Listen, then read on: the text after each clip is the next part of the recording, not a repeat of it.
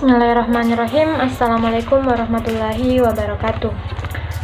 Perkenalkan, nama saya Tarisa Rahmadani Ismail dengan NIM 2020-3860-2020-48. Program Studi Ekonomi Syariah, Fakultas Ekonomi dan Bisnis Islam, Institut Agama Islam Negeri IAIN Parepare. Baik, pada kesempatan kali ini saya akan menyampaikan beberapa jawaban mengenai pertanyaan ujian tengah semester mata kuliah Sistem Moneter Islam. Baik, untuk pertanyaan yang pertama yaitu mengenai apa yang dimaksud dengan sistem moneter Islam.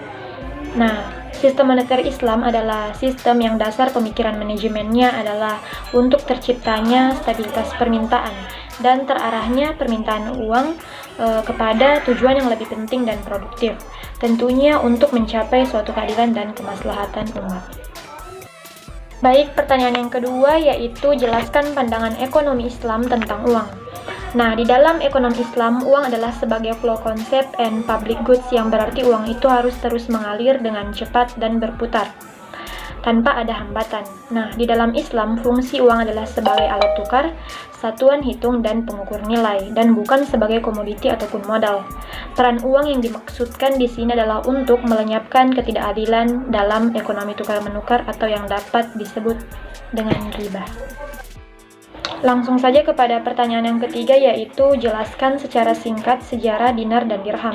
Nah, dinar dan dirham ini merupakan mata uang yang dimiliki bangsa Persia dan Romawi. Beredarnya dinar dan dirham di Jazirah Arab dibawa oleh pedagang Arab yang berdagang di Syam. Sebelumnya bangsa Arab melakukan perdagangan secara barter tanpa memproduksi uang sendiri. Akhirnya, bangsa Arab mengadopsi dinar dan dirham ini sebagai mata uang mereka. Rasulullah menetapkan dinar dan dirham sebagai mata uang yang sah ketika itu. Dalam proses penimbangan bobot dinar dan dirham, Rasulullah dibantu oleh sahabatnya, yaitu seorang ahli emas dan perak pada masa itu. Nah, dinar pertama milik pemerintahan Islam baru lahir ketika masa pemerintahan Abdul Malik bin Marwan, yaitu 50 tahun pasca wafatnya Rasulullah SAW. Seiring berjalannya waktu, mata uang ini terus meningkat dan bahkan pada pemerintahan Imam Ali ditetapkan sebagai satu-satunya mata uang yang digunakan.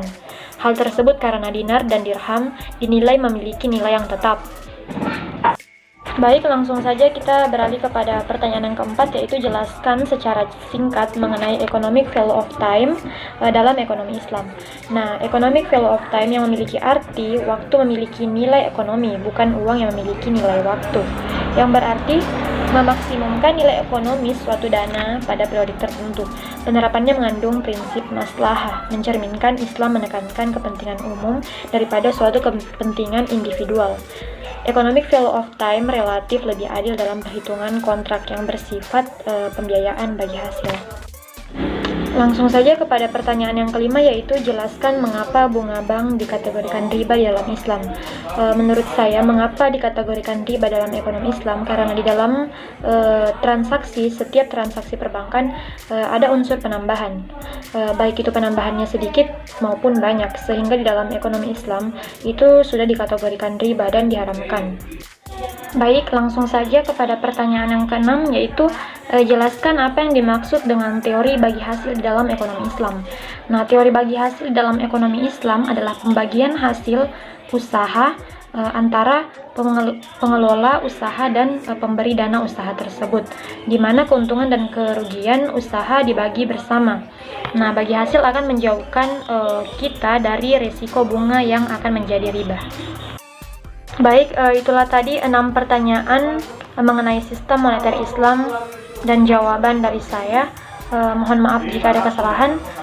Akhir kata, wassalamualaikum warahmatullahi wabarakatuh.